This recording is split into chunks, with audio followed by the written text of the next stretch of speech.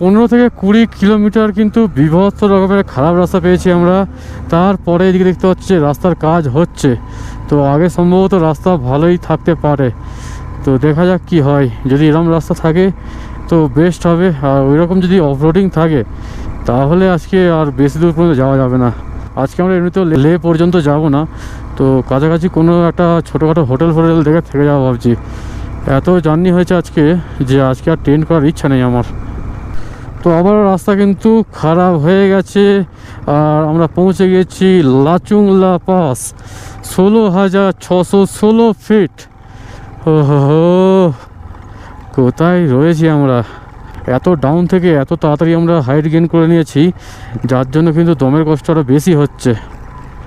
এর আগের বার যখন এসেছিলাম আমরা স্টে করে করে করে করে উঠেছিলাম, টান্ডি থেকে লে পর্যন্ত প্রায় 3 থেকে 4 দিনে পৌঁছেছিলাম, আর এবারে তো একদিনে আমরা এত দূর চলে এসেছি। তো আজকে কিন্তু আমাদের পুরো অবস্থা খারাপ হয়ে যাচ্ছে ভাই, সিরিয়াসলি বলছি। পুরো রাস্তার কিছু রাস্তা নেই, রাস্তার কাজ হচ্ছে, আর এরকম শুধু অফরোডিং, রাস্তার কোনো নামও নিশান দেখতে পাচ্ছি না আমি। ওরে বাবা, একে সারাদিনে এত গাড়ি চালিয়েছি, আর শেষের দিকে এইরকম রাস্তার মধ্যে গাড়ি চালাতে হচ্ছে, কিছু বলার নেই। আর এইসব রাস্তাগুলো তৈরি করতে কতদিন লাগে? আগের বছর এসেছিলাম তখনও খারাপ ছিল, আর এখনও খারাপ। অনেকক্ষণ পর একটু ভালো রাস্তা পেয়েছি, মানে নতুন রাস্তা তৈরি হয়েছে সবে।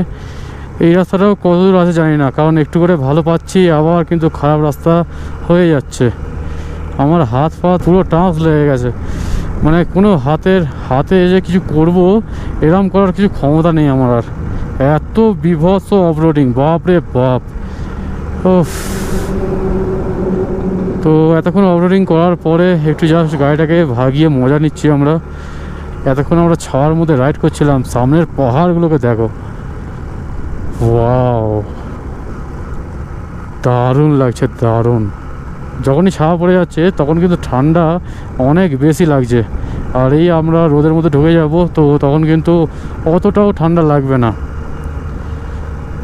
এই রুটে আর একখানা পাস ক্রস করা বাকি রয়েছে আমাদের, হয়তো ওই পাসটা আজকে আর ক্রস করতে পারবো না। দেখি যদি আলো থাকে তাহলে যাব, আর যদি আলো না থাকে তাহলে আমরা হয়তো ওই মিডলে কোথাও থেকে যাবো একটা।